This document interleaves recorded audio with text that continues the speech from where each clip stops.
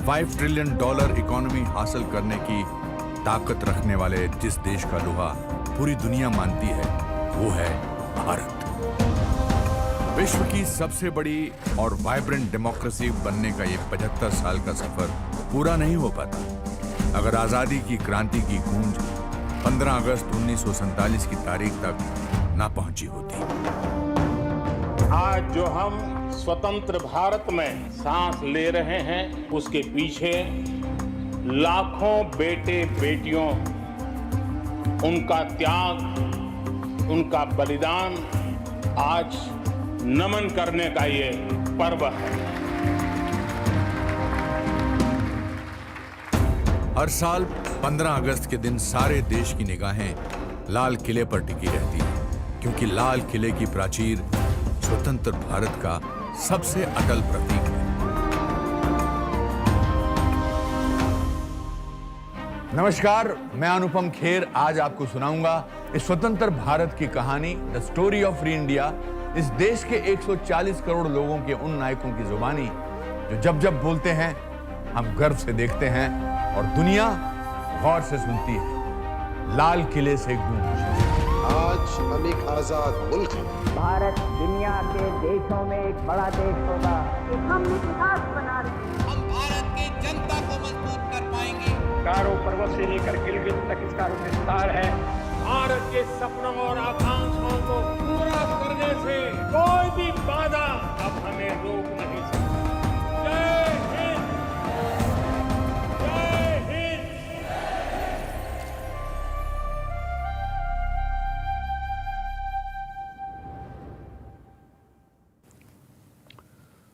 दोस्तों, आज हमारे लिए स्वतंत्रता दिवस के मायने क्या हैं?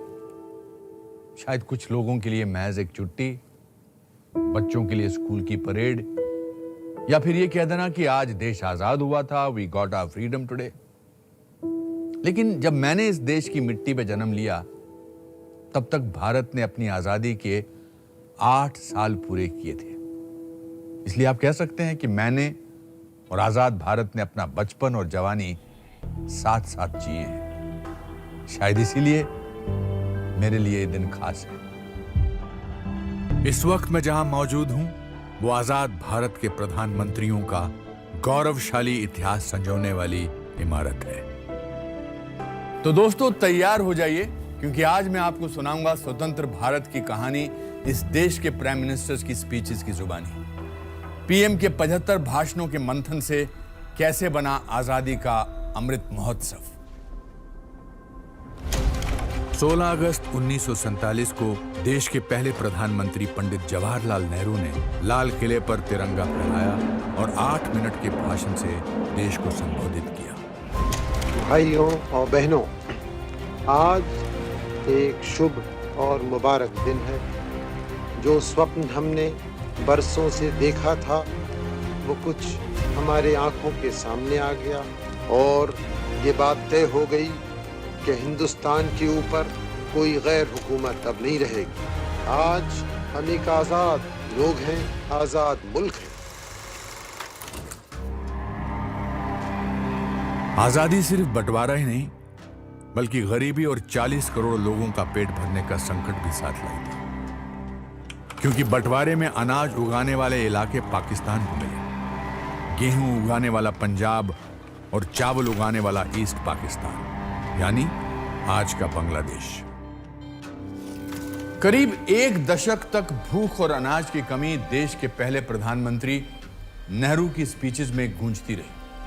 लेकिन इस गंभीर मुद्दे पर नेहरू ने देश की जनता को एक अजीबोगरीब बात बोलकर हैरान कर दिया। अनाज की पैदावार पर जोर देने की बजाय नेहरू ने खपत कंट्रोल करने की कोशिश की।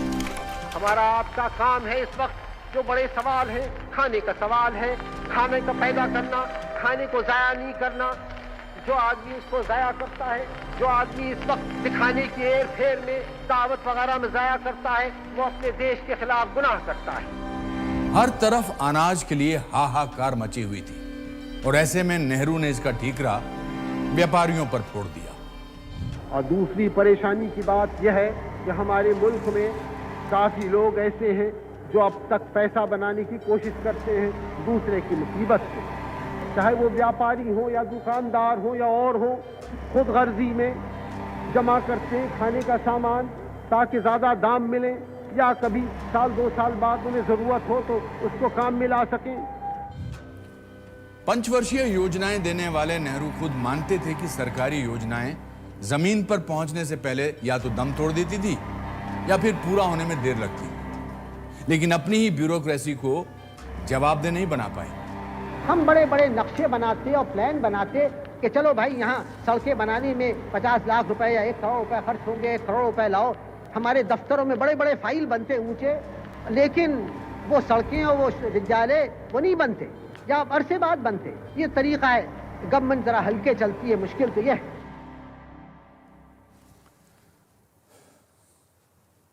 नेहरू इसी कमरे में देर रात तक बैठकर चिंतन किया करते थे।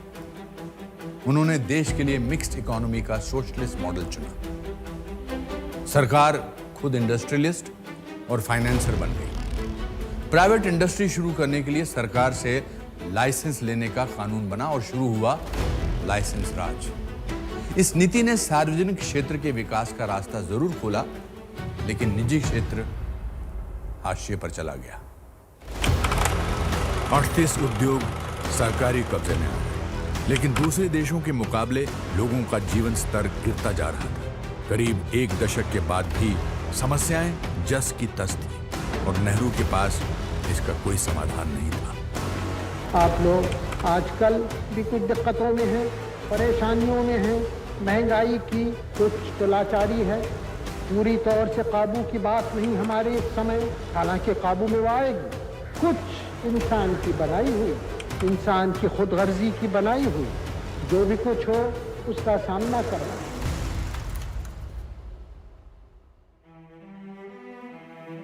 बिजनेसमैन को नेहरू शक की नजर से देखते थे। कई ऐसे कानून बनाए गए जिसमें एंटरप्रेन्योर्स का दम घुटने लगा। नेहरू काला बाजारी से निपटने में अपनी सरकार की लाचारी जाहिर करते रहे। उस पार लाल किले से अपने भाषण में नेहरू ने यह कहकर भी चौंका दिया कि देश के लोग मेहनती नहीं हैं। हमारे यहाँ अभी हिंदुस्तान में काफी मेहनत करने की आदत आमतौर से नहीं हुई। हमारा कसूर नहीं, आदतें ऐसी पड़ जाती हैं वाकयात से, लेकिन बात यह है कि हम उतना काम नहीं करते जितना कि यूरोप वाले या जापान वाले या चीन वाले या रूस वाले कहीं करते हैं। ये न समझिए कि वो कौमें खुशहाल हो गई कोई जादू से, मेहनत से हुई हैं और अकल से हुई हैं। नेहरू विदेशियों की तारीफ कर रहे थे और पड़ोसी देशों पर भी उनकी विदेश नीति सॉफ्ट रही। उम्मीद थी कि कश्मीर में लगातार खून खराबा कर रहे पाकिस्तान को जरूर ललकारेंगे, लेकिन वो उसे दिल का टुकड़ा कहते रहे। उधर चीन दौरे में उन्होंने पंचशील समझौता किया और बॉर्डर डिस्प्यूट पर बातचीत आगे बढ़ाई। जब वो भारत लौटे तो हिंदी चीनी भाई भाई का नारा लगने लगा, लेकिन समझौते के बावजूद 20 अक्टूबर 1962 को लद्दाख में चीन ने हमला कर दिया। नेहरू ने 2 महीने पहले ही लाल किले से चीन की नीयत पर शक जता दिया था और देश को ना घबराने का भरोसा भी दिया था। युद्ध में भारत को चीन से शिकस्त मिली, लेकिन नेहरू ने देश को हार में जीत का मंत्र सुना दिया। हमें तकलीफ हुई, परेशानी हुई, लेकिन उसका भी नतीजा एक अच्छा हुआ। वो ये कि उसने हमें इस गफलत से निकाला और सारे मुल्क में नई हवा छिड़ी और लोग तैयार होने लगे और हर तरफ एक जोश था और एक कुर्बानी की जाती थी। इस जंग में देश के 1,500 सैनिक शहीद हो गए, इतने ही घायल हुए। हैरानी की बात यह है कि नेहरू ने सैनिकों की शहादत का लाल किले से जिक्र तक नहीं किया। नेहरू 17 साल यानी अब तक के सबसे लंबे अरसे तक के पीएम रहे। अपने कार्यकाल में उन्होंने देश को लोकतंत्र के नए मंदिर दिए, लेकिन कैम्ब्रिज में पढ़े नेहरू खुद को एक आउट ऑफ प्लेस पूर्वी और पश्चिमी सोच का विचित्र मिश्रण मानते थे। शायद इसीलिए भारत को रूसी सोशलिस्ट सोच देने के साथ साथ स्वदेशी अचकन और टोपी पहनकर देश का लोकतंत्र पिरोने वाले पंडित नेहरू के आज जितने चाहने वाले हैं उतने ही आलोचक भी। 27 मई 1964 को देश के पहले प्रधानमंत्री नेहरू का निधन हो गया।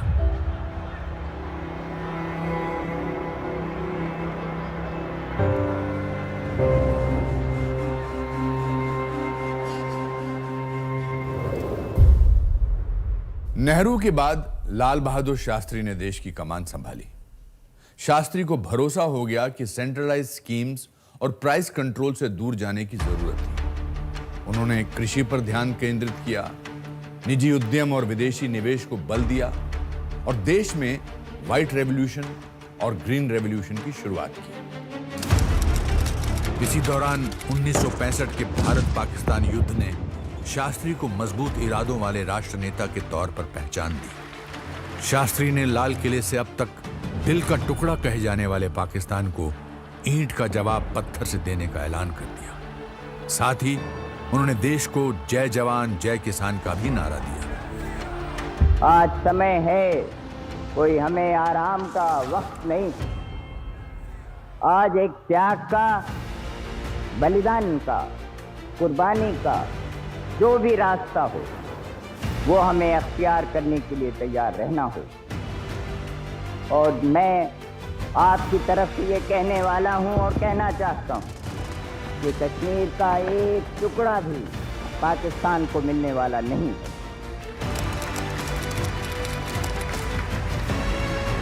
आखिर जंग में पाकिस्तान हार गया और समझौते की मेज तक आने के लिए मजबूर हो गया। 10 जनवरी 1966 को शास्त्री जी और पाकिस्तान के राष्ट्रपति अयूब खान ने ताशकंद में एक शांति समझौते पर हस्ताक्षर किए। लेकिन दूसरे ही दिन ताशकंद में शास्त्री जी का अचानक निधन हो गया। ये बताया गया कि उन्हें दिल का दौरा पड़ा था। शास्त्री जी ने केवल 2 बार लाल किले से भाषण दिया। लोगों की नब्ज और समस्याओं को समझने वाले शास्त्री जी अभी देश को पटरी पर ला ही रहे थे कि हमने उन्हें खो दिया। उनकी मौत का राज आज भी देश के बड़े अनसॉल्व्ड मिस्ट्रीज में से एक है।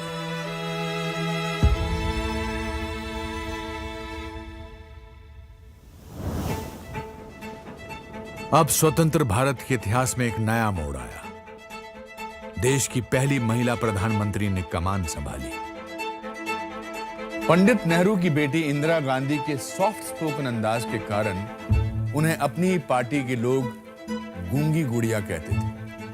लेकिन इस छवि के पीछे छुपी उनकी लौह इच्छा शक्ति और निरंकुश महत्वाकांक्षा या अनब्राइडल्ड एम्बिशन को उस वक्त शायद किसी ने नहीं आंका होगा।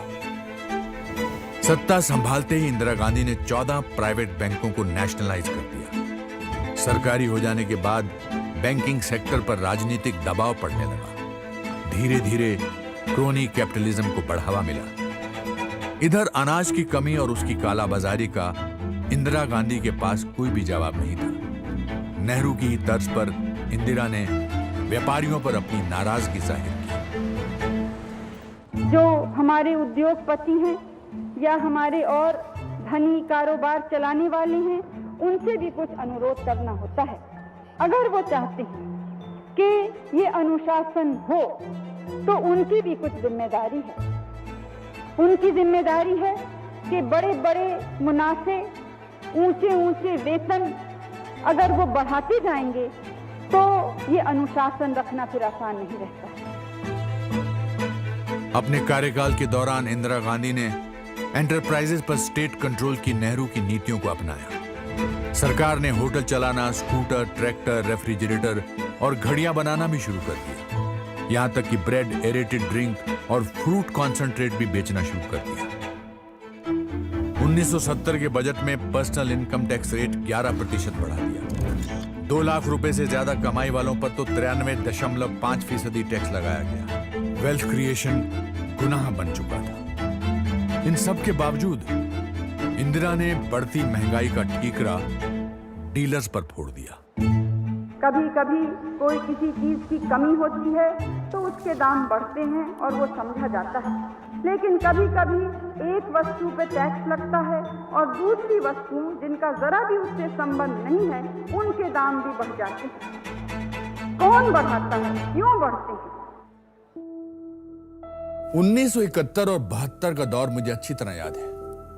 मैं शिमला में रहता था, जो कि आर्मी के वेस्टर्न कमांड का हेडक्वार्टर था। अचानक खबर मिली कि 3 दिसंबर की रात को पाकिस्तान ने इंडियन एयर बेसिस पर हवाई हमले किए हैं। तीसरी इंडो पाक जंग छिड़ चुकी थी। जंग के दौरान रात में सायरन और ब्लैकआउट मैं कभी नहीं भूल सकता।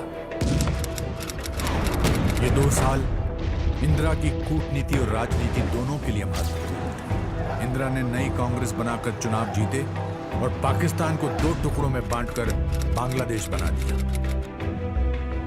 गूंगी गुड़िया कही जाने वाली इंदिरा गांधी अब आयरन लेडी बन गई थी। यह अलग बात है कि जंग के खर्चों का दबाव सरकारी खजाने पर भारी पड़ रहा था। हैरानी की बात थी कि आजादी के 27 साल बाद भी लोगों की रोजमर्रा की समस्याएं ज्यों की त्यों थी। महंगाई 7वें आसमान पर पहुंच गई थी।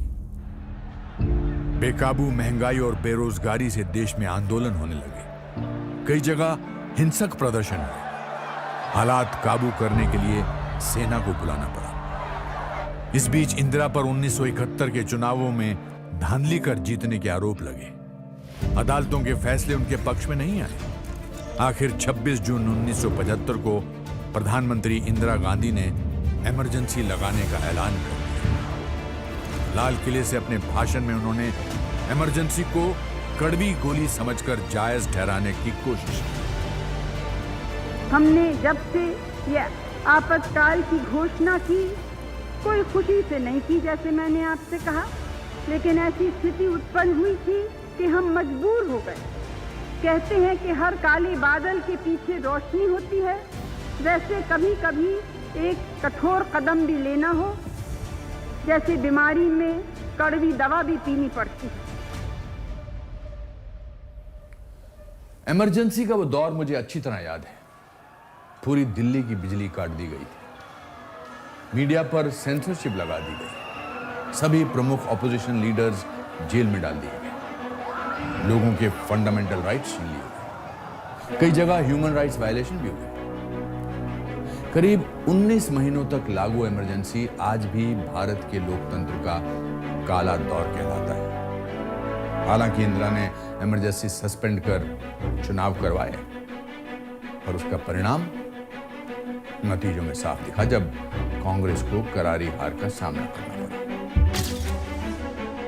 3 साल तक देश की राजनीति में अस्थिरता का दौर रहा। इस बीच भारत ने 2 प्रधानमंत्री देखे। 1977 में मोरारजी रणछोड़जी देसाई ने शपथ ग्रहण की।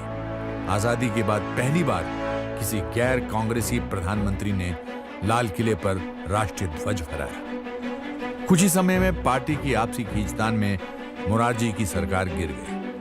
इंदिरा के समर्थन से चरण सिंह ने सत्ता संभाली, लेकिन उनकी सरकार भी ज्यादा नहीं चली। आखिर 1980 में इंदिरा गांधी एक बार फिर सत्ता में लौटी। इस समय पंजाब में खालिस्तानी आंदोलन जोरों पर था। अलगाववादी जरनैल सिंह भिंडरावाले ने एक अलग सिख देश खालिस्तान की मांग की। भिंडरावाले ने हथियारों से लैस साथियों के साथ अमृतसर के गोल्डन टेम्पल में घुसकर कब्जा कर लिया। इंदिरा ने इन अलगाववादियों को गोल्डन टेम्पल से बाहर खदेड़ने के लिए ऑपरेशन ब्लू स्टार के तहत फौजी कार्रवाई के आदेश दिए। इस ऑपरेशन में स्वर्ण मंदिर के कुछ हिस्सों को काफी नुकसान पहुंचा। 450 लोग मारे गए। इससे सिख बेहद नाराज हो गए। 31 अक्टूबर 1984 को देश ने आतंकवाद का घिनौना चेहरा देखा। प्रधानमंत्री इंदिरा गांधी पर अपने ही घर एक सफदरजंग रोड में उनके सुरक्षा गार्ड बेअंत सिंह और सतवंत सिंह ने गोलियों की बौछार कर दी।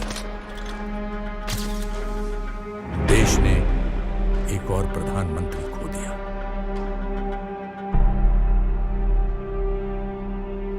देश की राजनीति में तूफान खड़ा कर देने वाली इंदिरा के बाद उनके बेटे राजीव गांधी ने कार्यभार संभाला।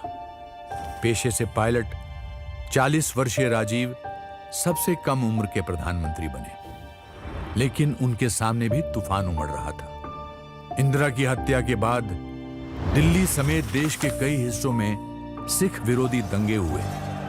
3000 से ज्यादा लोग मारे गए। राजीव गांधी ने इस हिंसा पर कहा कि जब भी कोई बड़ा पेड़ गिरता है तो धरती थोड़ी हिलती है।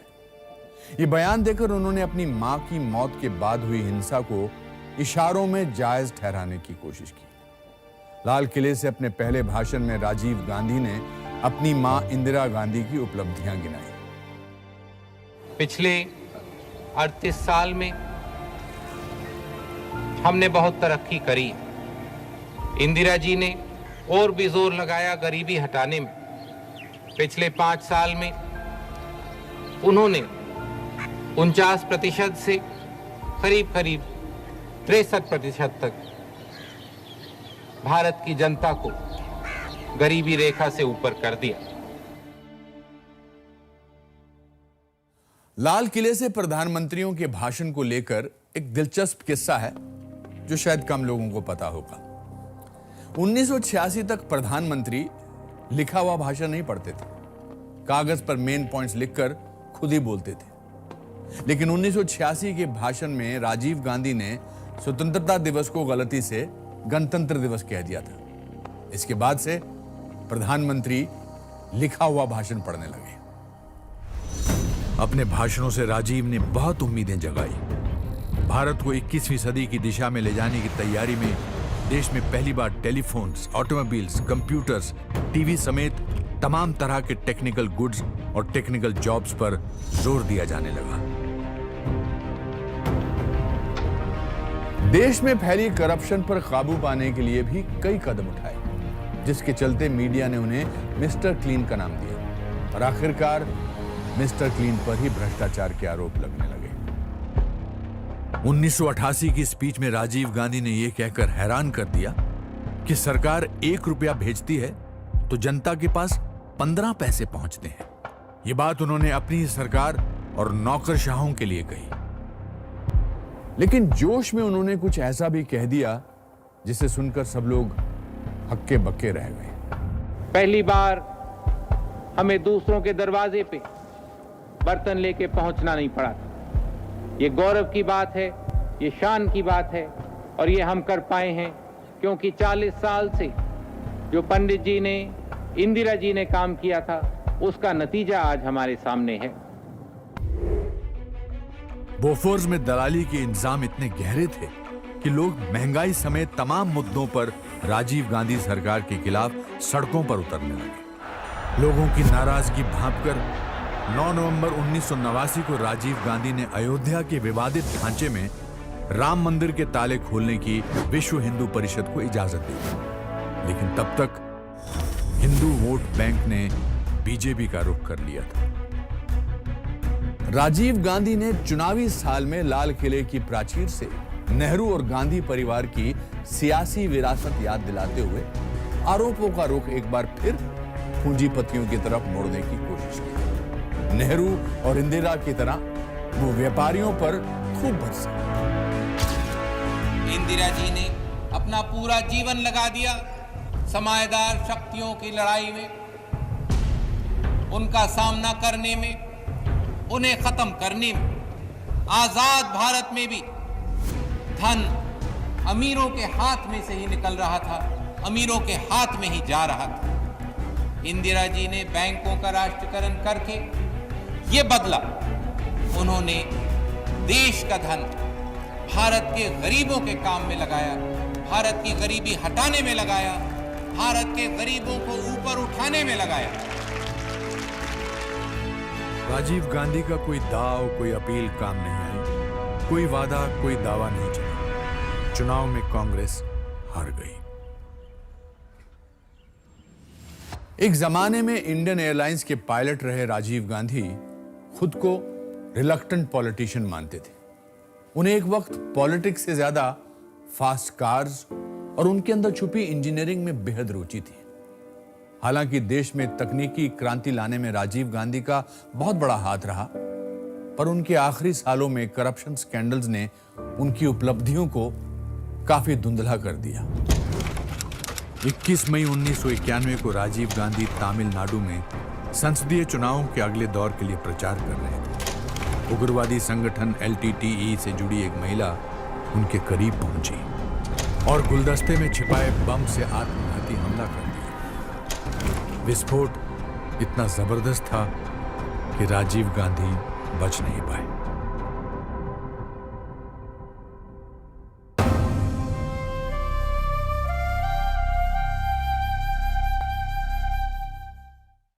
आजादी के 44 साल में भारत ने देश के 2 ताकतवर नेताओं की हत्या का मंजर देखा था। इन दोनों घटनाओं ने पूरे देश को सियासी सदमे में पहुंचा दिया था। लेकिन एक बार फिर भारत के राजनीतिक मानचित्र पर एक नए प्रधानमंत्री का उदय हुआ, जिसने भ्रष्टाचार को राष्ट्रीय राजनीति का मुद्दा बनाया। मांडा के राजा विश्वनाथ प्रताप सिंह यानी VP सिंह ने कांग्रेस के खिलाफ लेफ्ट राइट का यूनाइटेड फ्रंट बनाकर बहुमत जुटा लिया और स्वतंत्र भारत के 7वें प्रधानमंत्री बने। 1990 के भाषण में VP सिंह ने मंडल आयोग की रिपोर्ट की सिफारिशों को लागू करने की बात कही। इसमें पहले से SC ST के अलावा एक नई श्रेणी बनाई गई, अदर बैकवर्ड क्लासेस यानी OBC। आरक्षण 49.5% हो गया। पूरे देश में युवाओं द्वारा विरोध आंदोलन छिड़ गए। इस चिंगारी से कई छात्रों ने आत्मदाह कर लिया। मंडल आयोग के खिलाफ इस आंदोलन ने सरकार को भीतर तक हिला दिया और राजनीतिक संतुलन भी बिगड़ गया। महीने भर बाद ही बीजेपी के वरिष्ठ नेता लाल कृष्ण आडवाणी ने गुजरात के सोमनाथ से राम मंदिर को लेकर अपनी ऐतिहासिक रथ यात्रा शुरू की। VP सिंह के मंडल के जवाब में यह आडवाणी का कमंडल था। बहरहाल VP सिंह की खिचड़ी सरकार ज्यादा नहीं चल पाई। कांग्रेस के समर्थन से अब चंद्रशेखर प्रधानमंत्री बने, लेकिन 7 महीनों में ही कांग्रेस ने समर्थन वापस ले लिया और सरकार गिर गई। अगले प्रधानमंत्री ने जब बागडोर संभाली, देश के माली हालात बहुत खराब थे।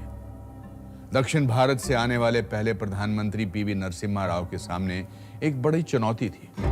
उधर राम मंदिर आंदोलन की शुरुआती आंच ने ही बीजेपी को 120 सीटें दे दी थी। आडवाणी की रथ यात्रा के जवाब में प्रधानमंत्री राव ने 1992 में लाल किले से एक वादा करके पूरे देश को चौंका दिया। हमारी ये इच्छा है, हमारी ये नीति है कि वहां मंदिर बने, भव्य मंदिर बने, लेकिन मस्जिद न टूटे। ये हमारा फॉर्मूला है, ये हमारा निश्चय है और ये हमारा फैसला है। 6 दिसंबर 1992 को नरसिम्हा राव के शासनकाल की सबसे महत्वपूर्ण घटना घटी। विश्व हिंदू परिषद समेत तमाम हिंदूवादी संगठनों और संत समाज ने विवादित बाबरी मस्जिद ढांचे को धराशायी कर दिया। देश भर में सांप्रदायिक हिंसा भड़क उठी। मार्च 1993 में मुंबई में 12 सीरियल ब्लास्ट हुए। पूरा देश हिल गया। हमलों के पीछे पाकिस्तान में बैठे international most wanted terrorist Dawood Ibrahim का हाथ था। ठीक इसी दौरान कश्मीर में पाकिस्तान ने ISI और कश्मीरी अलगाववादियों की मदद से आतंकी घुसपैठ को बढ़ावा दिया। कश्मीरी हिंदुओं और देश की सरकार के खिलाफ प्रॉक्सी वॉर शुरू हो गया। कश्मीरी पंडित अपना सब कुछ छोड़कर घाटी से बाहर शरणार्थी बनकर रहने को मजबूर हो गए। हमें आगे बहुत कुछ करना है कश्मीर के सिलसिले में, और जो पाकिस्तान एक तरफ प्रचार करता है कि ह्यूमन राइट्स का वहाँ वायलेशन हो रहा है, मानवीय अधिकारों का उल्लंघन हो रहा है। अभी 2 दिन पहले वहाँ के आतंकवादियों ने एक बस को बीच में रोका और उसमें 16-17 आदमियों को उतारकर उन लोगों को गोली मार दी। इनके गोली के जो शिकार हुए, क्या उनके मानवीय अधिकार नहीं है? उनको जिंदा रहने का हक नहीं है? ये केवल इन्हीं आतंकवादियों को है। प्रधानमंत्री नरसिम्हा राव ने माना कि कश्मीर में हिंदुओं पर ज्यादतियां हो रही हैं, भले ही रोकने के लिए कोई ठोस कार्रवाई नहीं की। आज जब कश्मीर फाइल्स चर्चा में है, यह बताना जरूरी है कि एक वर्ग रहा है और अब भी है जो ये मानने को तैयार ही नहीं है कि हिंदुओं के खिलाफ कश्मीर में हिंसा हुई। नरसिम्हा राव सरकार ने देश की अर्थव्यवस्था को एक नया आयाम दिया। नेहरू की मिक्स्ड इकोनॉमी को बदलकर खुली बाजार व्यवस्था बनाई। लाइसेंस राज खत्म हुआ और फॉरेन डायरेक्ट इन्वेस्टमेंट खोल दिया। लेकिन राव के कार्यकाल की उपलब्धियों पर घोटालों की परत जम गई। 5,000 करोड़ रुपयों के शेयर बाजार स्कैम के साथ साथ कई और घोटालों का पर्दाफाश हुआ और राव के नेतृत्व में कांग्रेस चुनाव हार गई। 1996 से 1998 तक संयुक्त मोर्चा की खिचड़ी सरकार ने देश को एक बार फिर राजनीतिक अस्थिरता की तरफ धकेल दिया। पहले एचडी देवेगौड़ा, फिर 18 महीने बाद आईके गुजराल ने प्रधानमंत्री की कुर्सी संभाली। 3 साल में संयुक्त मोर्चा की 2 सरकारें गिर चुकी थी। लोकसभा भंग करने के अलावा और कोई चारा नहीं था। एक बार फिर देश में मिड टर्म इलेक्शन करवाने पड़े।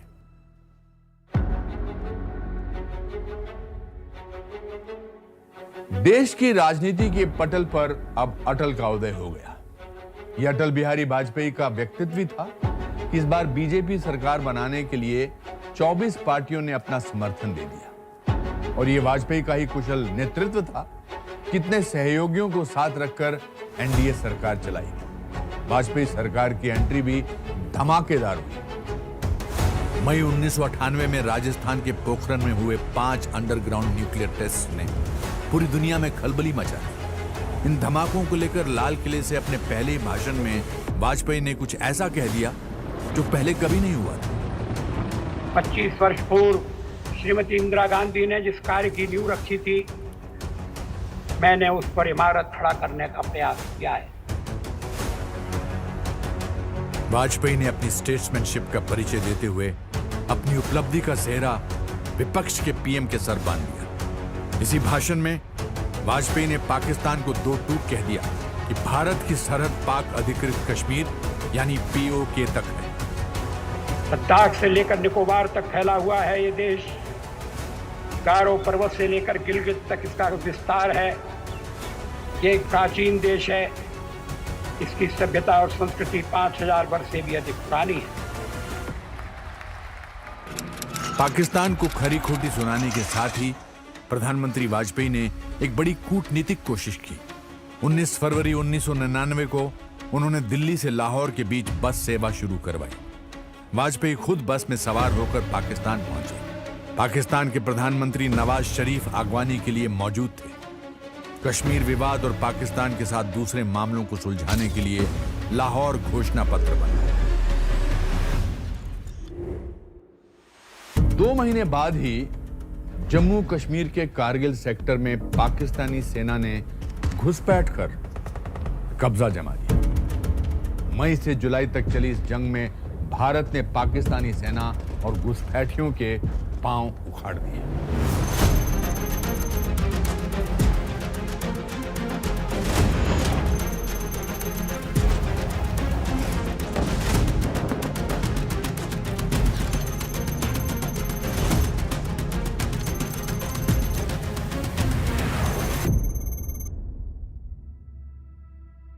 सरकार के आखिरी दिनों में वाजपेयी समर्थक दलों के दबाव से काफी परेशानियों से घिर गए। इसके बावजूद जाते जाते वो देश को बड़ी सौगात दे गए। 2003 में चंद्रयान मिशन की शुरुआत की। दिल्ली में पहली मेट्रो परियोजना को मंजूरी दी। सड़कों और टेलीकम्युनिकेशन के जाल से भारत विकास की रफ्तार भरने लगा। मई 2004 में भारतीय जनता पार्टी चुनाव हार गई। कांग्रेस लेफ्ट के सहयोग से सत्ता में आई। सोनिया गांधी ने अपने विदेशी मूल को लेकर प्रधानमंत्री बनने से इनकार कर दिया। वरिष्ठ पार्टी नेताओं को दरकिनार कर सोनिया ने मंझे हुए पॉलिटिशियन की जगह एक टेक्नोक्रेट मनमोहन सिंह को प्रधानमंत्री बनाया। बढ़ती महंगाई को लेकर यूपीए सरकार निशाने पर थी। मनमोहन सिंह ने नेहरू गांधी की ही तरह लाल किले से गजब इन्फ्लेशन की अजब वजह बताई। हमें ये बात समझनी होगी कि यदि हम चाहते हैं कि हमारे किसानों की आमदनी बढ़े तो उनकी पैदा की गई वस्तुओं की कीमतें कुछ ना कुछ बढ़ेंगी ही। जब समाज के दूसरे वर्गों की आमदनी बढ़ती है तो हमारे किसानों की आमदनी क्यों ना बढ़े। मनमोहन सरकार की एक चाबी गठबंधन के सहयोगियों के हाथ थी। लेफ्ट के समर्थन से इकोनॉमिक रिफॉर्म्स मुमकिन नहीं थे। दूसरी तरफ यूपीए सरकार को सलाह देने के लिए सोनिया गांधी ने नेशनल एडवाइजरी काउंसिल बनाई और खुद उसकी चेयरमैन बन गई। ये पहली बार हुआ था कि प्रधानमंत्री को गवर्नेंस और नीति निर्धारण के लिए अपने पार्टी अध्यक्ष पर निर्भर रहना पड़ा। और ऐसा पहली बार हुआ जब लाल किले से किसी पीएम ने रूलिंग पार्टी के अध्यक्ष का नाम लिया। हमारी पूर्व प्रधानमंत्री श्रीमती इंदिरा गांधी जी ने कहा था गरीबी हटाओ। हमारी नेता श्रीमती सोनिया गांधी ने हमें नारा दिया है रोजगार बढ़ाओ। 26 नवंबर 2008 मैं उस दिन मुंबई में था। रात करीब 8:30 बजे जो खबर मिली उस समय हिल गया। मुंबई के 2 मशहूर होटल्स पर 10 आतंकियों ने हमले किए। 180 से ज्यादा लोग मारे गए और तकरीबन 800 लोग बुरी तरह घायल हो गए। पूरे देश और दुनिया ने इस खौफनाक मंजर को देखा। 2009 में मनमोहन सिंह दोबारा प्रधानमंत्री बने। उन्होंने लाल किले से अपने भाषण में इस घटना का जिक्र तो जरूर किया, लेकिन शहीदों को श्रद्धांजलि नहीं दी। मुंबई में पिछले नवंबर में हुए भयानक आतंकी हमले के बाद हमारी सरकार ने इसके खिलाफ कई कदम उठाए। आतंकी गतिविधियों को ख़त्म करने के लिए हमारी इंटेलिजेंस एजेंसी और सुरक्षा बलों को लगातार बेहतर बनाया जा रहा है। मुझे यकीन है कि समाज के सभी तबकों के भरपूर सहयोग से हम अपने देश से आतंकवाद को ख़त्म करने में ज़रूर कामयाब होंगे। मनमोहन सिंह के कार्यकाल में इकोनॉमी सबसे तेजी से बढ़ी, लेकिन आतंकी हमले, 2G स्कैम, CWG घोटाला, अगस्ता हेलीकॉप्टर घोटाला के एक के बाद एक मामलों से देश की जनता का गुस्सा भड़क उठा था। घोटालों की लंबी होती फहरिस्त के बावजूद डॉक्टर मनमोहन सिंह के पास भ्रष्टाचार का कोई इलाज नहीं था। देश की जनता ने 2014 के आम चुनाव में एक ऐसा फैसला सुनाया जिसकी गूंज बहुत दूर और बहुत देर तक बरकरार रहने वाली है। 26 मई 2014 को राष्ट्रपति भवन के भव्य समारोह में पहली बार स्वतंत्र भारत में पैदा हुए चाय वाले के बेटे नरेंद्र दामोदर दास मोदी ने प्रधानमंत्री पद की शपथ ली और आजाद भारत को एक ऐसा नेता दिया जिसकी नीतियों और रणनीतियों में देश के 140 करोड़ लोगों का जिक्र हमेशा रहने वाला था। प्रधानमंत्री पद की शपथ लेने के 2 महीने बाद नरेंद्र मोदी ने लाल किले से अपना पहला भाषण दिया। अपनी स्पीच में उन्होंने एक नई मिसाल पेश की। वाजपेयी की तर्ज पर उन्होंने आजाद भारत के निर्माण में सभी भूतपूर्व प्रधानमंत्रियों के योगदान को सराहा। आजादी के बाद देश आज जहां पहुंचा है उसमें इस देश के सभी प्रधानमंत्रियों का योगदान है। महात्मा गांधी की 150वीं वर्षगांठ पर पीएम मोदी ने देश को सबसे बड़ा सैनिटाइजेशन प्रोग्राम दिया। स्वच्छता अभियान को लेकर पीएम मोदी ने ऐसा जुनून दिखाया जो शायद ही पहले कभी देखने को मिला था। उन्होंने खुद हाथ में झाड़ू लेकर सफाई की और इस अभियान को जन आंदोलन बना दिया। कथनी के साथ करनी पर भी विश्वास रखने वाले नरेंद्र मोदी कुर्सी संभालते ही एक्शन में आ गए। समाज के आखिरी पायदान पर खड़े उस आदमी को बल दिया जिसके पास बैंक अकाउंट तक नहीं था। उन्होंने ऐलान किया कि अब सिर्फ घोषणाएं ही नहीं होंगी, उन पर अमल भी होगा। कौन सरकार होगी जो योजना नहीं बनाती होगी? हर कोई बनाते हैं। कौन सरकार होती है जो घोषणाएं नहीं करती? हर कोई करती है। कौन सरकार होती है जो उद्घाटन के दिए न जलाती हो, फीता न काटती हो, सब कोई करते हैं। लेकिन कसौटी इस बात पे होती है कि हम जिन बातों को करते हैं उसको पूरा करते हैं कि नहीं करते। मोदी ने विदेशों से काला धन वापस लाने के लिए एसआईटी बनाई, make in India, startup India और डिजिटल इंडिया जैसी योजनाओं को प्रोत्साहित किया। इससे सोशल वेलफेयर स्कीम्स का पैसा सीधे जनधन खातों में जाने लगा। ये सभी सुधार सिस्टम से भ्रष्टाचार मिटाने के लिए उठाए गए कदम थे। अब मोदी का फोकस वहां गया जिस पर अब तक किसी ने ज्यादा ध्यान नहीं दिया था, महिलाओं का उत्थान और सम्मान। एलपीजी के गैस कनेक्शन गरीब परिवारों को देने का हमने बीड़ा उठाया है। उज्ज्वला योजना के तहत मेरी गरीब मां को चूल्हे के धुएं से मुक्ति दिलाने का अभियान बहुत तेजी से चलाया है। और बेटी बचाओ बेटी पढ़ाओ में हमने जो इनिशिएटिव लिए उसमें अभी भी मुझे समाज के सहयोग की आवश्यकता है। घर में एक महिला भी अगर शिक्षित है, शारीरिक रूप से सशक्त है, आर्थिक रूप से स्वतंत्र है, एक महिला गरीब से गरीब परिवार को भी गरीबी से बाहर निकालने की ताकत रखती है।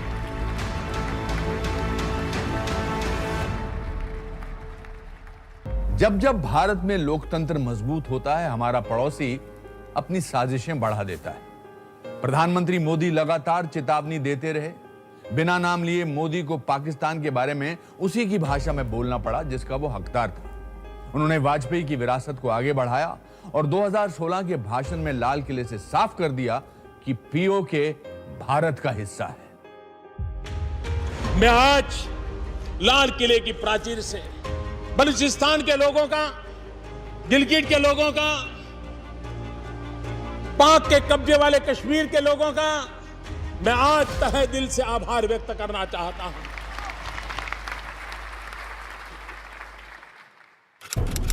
18 सितंबर 2016 जम्मू कश्मीर के उरी सेक्टर में भारतीय सेना के कैंप पर आतंकवादियों ने हमला कर दिया। 19 जाबाज शहीद हो गए। इस हमले के पीछे पाकिस्तान का हाथ था। ठीक 10 दिन बाद मोदी ने मुंह तोड़ जवाब दे दिया। भारतीय सेना के जाबाज कमांडोज ने सर्जिकल स्ट्राइक को अंजाम दिया। पीओके में घुसकर भारत की स्पेशल फोर्सेस ने आतंकवादियों के ट्रेनिंग कैंप्स को बर्बाद कर दिया।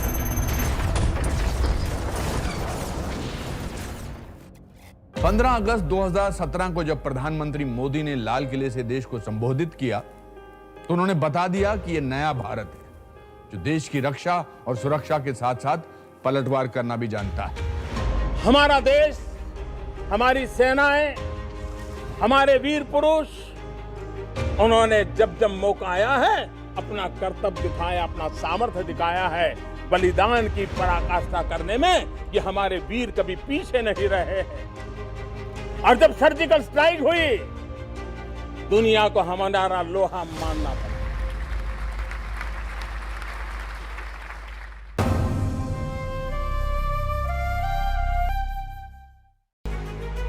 साल 2016 में प्रधानमंत्री मोदी ने एक और ऐतिहासिक कदम उठाया। इस बार देश के ब्लैक मनी पर सर्जिकल स्ट्राइक हुई। 8 नवंबर को रात 8 बजे प्रधानमंत्री मोदी टीवी पर आए और कुछ ही घंटों के नोटिस पर नोटबंदी का ऐलान कर दिया।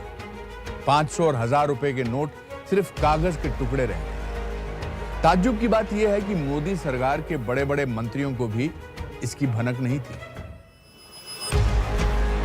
2017 में मोदी सरकार ने ईज ऑफ डूइंग बिजनेस की रणनीति बनाई और उसे अंजाम तक पहुंचाने के लिए सिंगल टैक्स सिस्टम यानी जीएसटी लागू किया। 2018 में उन्होंने दुनिया की सबसे बड़ी स्वास्थ्य योजना आयुष्मान भारत की शुरुआत की। करीब 50 करोड़ गरीब लोगों को 5 लाख रुपए तक हेल्थ इंश्योरेंस फ्री दिया गया। 14 फरवरी 2019 को मैं देहरादून से अपनी फिल्म की शूटिंग करके निकला ही था कि पाकिस्तान की एक और नापाक हरकत की खबर मिली। जम्मू श्रीनगर नेशनल हाईवे पर पुलवामा में सीआरपीएफ के काफिले पर आरडीएक्स वाली गाड़ी से हमला कर दिया गया। इस आत्मघाती हमले में देश के 40 जाबाज शहीद हो गए। मोदी ने पुलवामा हमले के जिम्मेदार आतंकियों को सबक सिखाने के लिए सेना को खुला हाथ दे दिया। 26 फरवरी को पाकिस्तान के बालाकोट में चल रहे टेरर कैंप पर भारतीय वायुसेना के फाइटर जेट्स ने एयर स्ट्राइक कर तबाही मचा दी। प्रधानमंत्री मोदी ने अपने पहले 5 साल के कार्यकाल में ही पूरी दुनिया को बता दिया था कि भारत अब राष्ट्रवाद की राह पर मजबूती से बढ़ रहा है। 2019 के चुनावों में लोगों ने मोदी के चेहरे पर फिर भरोसा जताया और बीजेपी ने पूर्ण बहुमत से सरकार बनाई। नरेंद्र मोदी ने दोबारा प्रधानमंत्री पद की शपथ ली। अपने दूसरे कार्यकाल में मोदी सरकार ने भारत के नक्शे पर एक नया इतिहास लिख दिया। संसद में जम्मू और कश्मीर को मिले स्पेशल स्टेटस वाले सेक्शन 370 को रद्द करने के प्रस्ताव को पास करवाया, जिसकी बदौलत भारत के इतिहास में पहली बार कश्मीर विधानसभा से लेकर लाल चौक तक तिरंगा लहराने लगा। जो काम पिछले 70 साल में नहीं, नई सरकार बनने के बाद 70 दिन के भीतर आर्टिकल 370 और 35A को हटाने का काम भारत की दोनों सदनों ने, राज्यसभा और लोकसभा ने 2/3 बहुमत से पारित कर दिया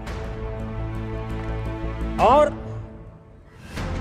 जम्मू कश्मीर और लद्दाख के नागरिकों की आशा आकांक्षा पूरी हो, ये हम सबका दायित्व है।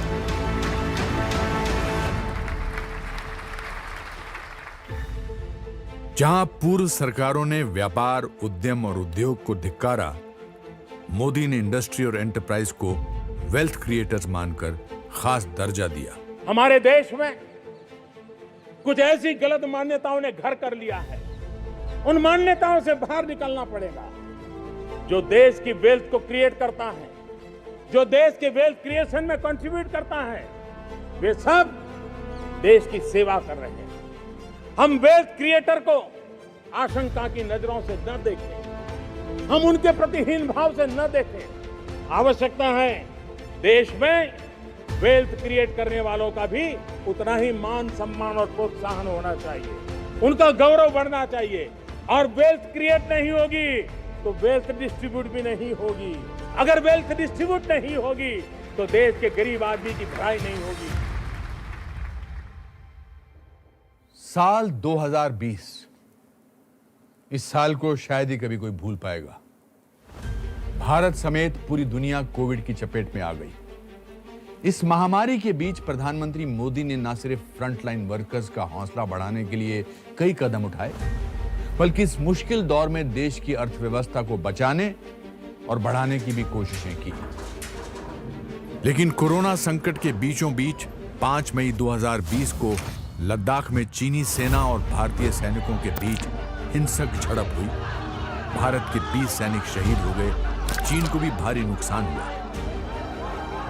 2020 के भाषण में प्रधानमंत्री मोदी ने गलवान के शहीदों को नमन किया और चीन को कड़ा संदेश दिया। देश क्या कर सकता है, ये पूर्वक नमन करता हूं। कोरोना महामारी ने पूरी दुनिया को हिलाकर रख दिया था। ऐसी महामारी 100 साल में ही नहीं देखी गई, पर देश ने हिम्मत नहीं हारी। जब अमेरिका, रूस और चीन जैसे देश कोरोना की दवा और टीका तलाश रहे थे, तब भारत ने 150 से ज्यादा देशों को दवाएं दी। इतना ही नहीं, 10 महीनों में कोविड टीकों की 100 करोड़ डोजेज देश की जनता को लगा दी गई। भारत ने देश दुनिया को मुफ्त टीके देकर कोविड काल में भी बेमिसाल कूटनीति की मिसाल कायम कर दी। कोविशील्ड और कोवैक्सीन टीके देश में ही बनाए गए। प्रसिद्ध कर रही है।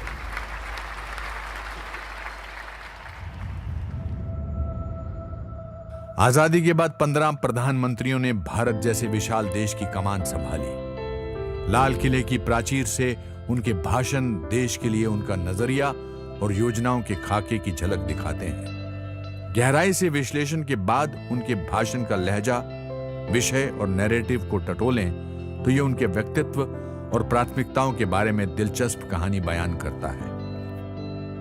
जवाहरलाल नेहरू और इंदिरा गांधी करिश्माई नेता जरूर थे, लेकिन उनके भाषणों से डेटा और डिटेल गायब थे। दोनों के भाषण में लोगों के प्रति तिरस्कार और झिड़कने का लहजा झलकता था और समाधान के बजाय समस्याओं पर ज्यादा जोर रहा। दोनों ने कारोबारी समुदाय को हमेशा शक की नजर से देखा। इसके उलट शास्त्री जी राष्ट्र के लिए एक मजबूत दृष्टि के साथ दयालु और दृढ़ संकल्प नेता के तौर पर सामने आए। राजीव गांधी के भाषणों ने भविष्य के लिए उनके दृष्टिकोण को सामने रखा, लेकिन उनमें भी डिटेल की कमी दिखी और अक्सर लोगों के प्रति तिरस्कार रवैया सामने आया। एक वकील और कृषिविद पीवी नरसिम्हा राव ने भारतीय अर्थव्यवस्था को नए पंख दिए। उन्होंने सीमा पार आतंकवाद से कश्मीर में आम लोगों के मानवाधिकार के हनन को माना जरूर, लेकिन वो आतंकवादियों से निर्णायक रूप से नहीं निपट सके। एक विचारक और विद्वान के तौर पर देखे जाने वाले मनमोहन सिंह के भाषण लोगों को प्रेरित नहीं कर पाते थे। साथ ही उनका कंटेंट काफी ब्यूरोक्रेटिक था। सोनिया गांधी की प्रशंसा करके उन्होंने दरबारी मानसिकता का परिचय दिया, ये जानते हुए कि उस सरकार में वो किसी पद पर नहीं थी। वाजपेयी ने सभी क्षेत्रों में सुधारों को नई उड़ान दी और लोकतंत्र के संरक्षण में लोगों की भूमिका को अहमियत दी। उन्होंने और मोदी दोनों ने पूर्ववर्तियों के योगदान को शालीनता से स्वीकार किया।